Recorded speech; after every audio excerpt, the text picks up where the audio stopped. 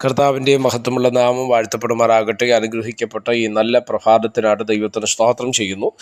ഈ പ്രഭാത സന്ദേശം കേൾക്കുന്ന എല്ലാ പ്രിയപ്പെട്ടവർക്കും വീണ്ടും വരുന്നവനായ ക്രിസ്തയേശുവിൻ്റെ നാമത്തിൽ എൻ്റെ പ്രഭാത വന്ദനങ്ങളെ ഈ നിമിഷം അർപ്പിക്കട്ടെ.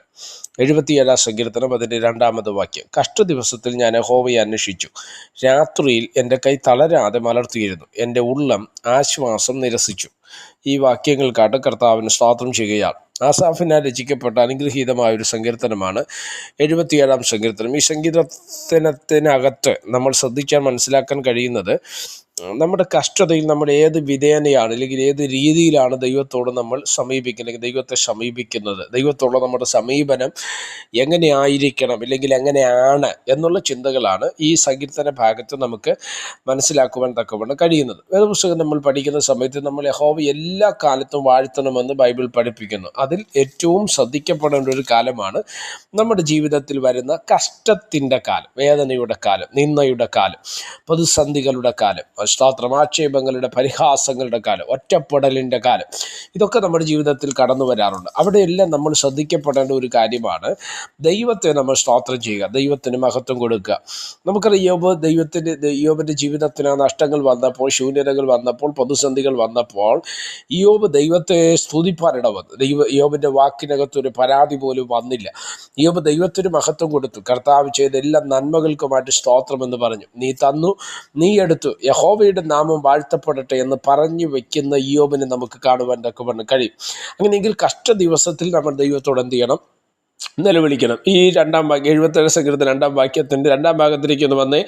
രാത്രിയിൽ എൻ്റെ കൈ തളരാതെ മലർത്തിയിരുന്നു. എന്താ അതിൻ്റെ അർത്ഥം?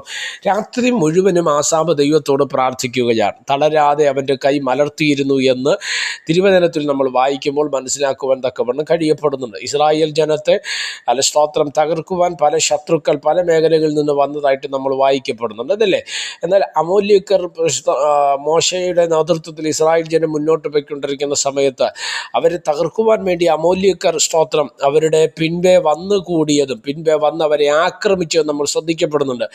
ആ യുദ്ധത്തിൽ സ്തോത്രം ദൈവം ഇസ്രായേലിന് ഒരു വലിയ ജയം കൊടുത്തു. എങ്ങനെയാണ് ജയം കൊടുത്തത്? ആ ഭാഗം നമ്മൾ വായിക്കുന്ന സമയത്ത് മനസ്സിലാക്കാൻ കഴിയുന്നത് എങ്ങനെയാണ്? മോശയുടെ കൈ പർവ്വതത്തിൻ്റെ മുകളിൽ ചെന്ന് ഉയർത്തിപ്പിടിക്കുമ്പോൾ ഇസ്രായേൽ ജയിക്കും. എന്നാൽ എപ്പോൾ മോശയുടെ കൈ താഴുമോ അപ്പോൾ സ്തോത്രം ഇസ്രായേൽ തോൽക്കുവാൻ തുടങ്ങും. അങ്ങനെ മോശയുടെ ഇടത്തും വലത്തും നിന്ന് സ്തോത്രം ഹൂരും അഹരോനും കൂടെ ചേർന്ന് സ്തോത്രം ഇവൻ്റെ കൈയെ ഉയർത്തിപ്പിടിപ്പാൻ തക്കവണ്ണം ഇടവന്നു. സൂര്യൻ അസ്തമിക്കുന്നത് വരെ അവൻ്റെ മോശയുടെ കൈ ഉയർന്നിരുന്നു.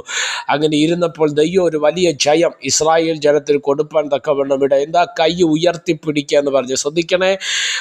ഒരു പകൽ മുഴുവൻ ഇല്ലെങ്കിൽ രാവിലെ സമയം മുതൽ വൈകുന്നേരം വരെ ഒരേ നിലവാരത്തിൽ കൈ ഉയർത്തിപ്പിടിക്കുക എന്നുള്ളത് അസാധ്യമായ കാര്യമാണ്. ഇവിടെ നിങ്ങൾ ശ്രദ്ധിച്ച്, ആസാഫ് എന്ന സങ്കീർത്തനക്കാരൻ പറയുന്നൊരു വാചകം ഇതാണ്: രാത്രി മുഴുവനും എൻ്റെ കൈകളെ ഞാൻ മലർത്തിയിരുന്നു. സ്തോത്രം. എന്ന് എന്നെ കേൾക്കുന്ന ദൈവജനത്തോട് ഞാനൊരു ദൂത് കൈമാറാം. രാത്രി മുഴുവനും നീ പ്രാർത്ഥിക്കാൻ സമയം കണ്ടെത്തുന്നുവെങ്കിൽ, രാത്രി മുഴുവൻ നീ കരയുവാൻ സമയം കണ്ടെത്തുന്നുവെങ്കിൽ, രാത്രി മുഴുവനും നിലവിളിപ്പാൻ നീ സമയം കണ്ടെത്തുന്നുവെങ്കിൽ, നിനക്ക് വേണ്ടി പ്രവർത്തിക്കുന്ന ഒരു ദൈവം നിൻ്റെ ജീവിതത്തിനകത്ത് വെളിപ്പെട്ട് വരും എന്നുള്ളതിനകത്ത് സംശയമില്ല.